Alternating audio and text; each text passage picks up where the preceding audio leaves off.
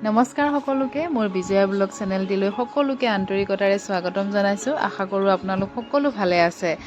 আজি কাতি বিহু, গতিকে সকলোলৈ বিহুৰ শুভেচ্ছা জ্ঞাপন কৰিছোঁ। সকলো যাতে ভালে কুশলে থাকে গোটেই বছৰটো।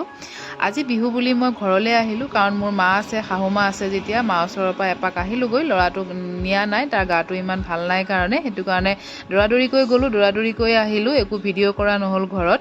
আহি পাই মই কেইটামান চাউল তিয়াই থৈ গৈছিলোঁ, এয়া আহি পাওঁতে 4:30 হ'ল। মই ধুমাধুমকৈ পিঠাগুড়িকেইটা খুন্দি ল'লোঁ, চাউলকেইটা খুন্দি ল'লোঁ, পিঠাগুড়িখিনি হ'ল। এতিয়া কেইখনমান মই পিঠা বনালোঁ, পানী পিঠা। এয়া পানী পিঠাটো খোলা চাপৰি পিঠা বুলিও কয়, আৰু সকলোৱে বনাব জানে আৰু খায়ো হয়তো সকলোৱে চাহকাপৰ লগত ভাল পায়। মই এয়া পিঠাখিনি বনোৱাৰ পিছতে এফাল নাৰিকল ৰুকি লৈছোঁ, কাৰণ এই কেইটামান লাড়ু বনাম বুলি, পিঠাগুড়িৰ লাডু, মিঠৈ লাডু। গতিকে নাৰিকলখিনি ৰুকি ল'লোঁ এফাল, আৰু এফাল নাৰিকল মই প্ৰসাদত দিম।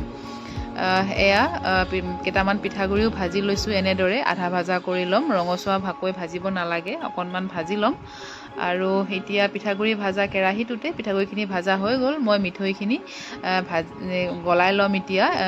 দুহেটা মিঠৈ দিছোঁ মই, আৰু দিছোঁ একাপ, সৰু কাপটোৰে পানী।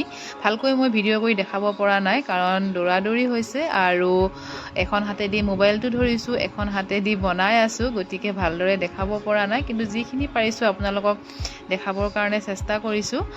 এয়া মিঠৈখিনি আঠা নোহোৱালৈকে মই এনেকৈ উতলি থাকিব দিম, আৰু হাতেৰে চুই চাম। আঠা হোৱা যেন পালে গেছটো নমাই দিম। এয়া হৈয়ে গৈছে, আঠা হৈছে, গতিকে মই গেছটো অফ কৰি দিলোঁ। এতিয়া এয়া পিঠাগুড়িখিনি, ভাজা পিঠাগুড়িখিনিৰ লগত মই নাৰিকলখিনি একেলগ কৰি দিম। নাৰিকল আৰু পিঠাগুড়িখিনিৰ লগত মই মিঠৈখিনি দি একেলগে গোটেইখিনি মিক্স কৰি লাডুকেইটা বনাই ল'ম। এয়া নাৰিকল আৰু পিঠাগুড়িখিনি মিক্স কৰি দিলোঁ। এতিয়া মই মিঠৈখিনি দি লাড়ুকেইটা বনাম। খুব ভাল লাগে খাবলৈ, আৰু টানো নহয়, ঢিলাও নহয়, সকলোৱে খাব পাৰে, আৰু খাবলৈও খুবেই সোৱাদ হয়। যদি ৰেচিপিটো আপোনালোকে ভাল পাইছে, যদি বনাই খোৱা নাই, বনাই খাই চাব। খুবেই টেষ্টি হয় লাড়ুকেইটা চাহকাপৰ লগত খাবৰ কাৰণে। তাৰপিছত মই এয়া পূজা কৰিবৰ কাৰণে, ধূপ ধূনাখিনি লগাবৰ কাৰণে প্ৰসাদখিনিও ঠিক কৰিছোঁ, আৰু ইফালে মই ধূপ চাকিখিনি লগাই লৈছোঁ। কাৰণ মই সকলোখিনি বনাইছোঁ যদিনো মই মহালয়াৰ পৰা উপবাসে আছোঁ। দিনত উপবাস থাকি গধূলি সময়ত মই অকণমান বইল ভাত খাওঁ, কিন্তু মাৰ ওচৰত এনেকৈ মই চাকি এগছিও জ্বলাই থৈ দিছিলোঁ, মা দুৰ্গাৰ ওচৰত। আৰু আজি বিহু বুলি এনেকৈ অকণমান প্ৰসাদ যোগাৰ কৰিছোঁ।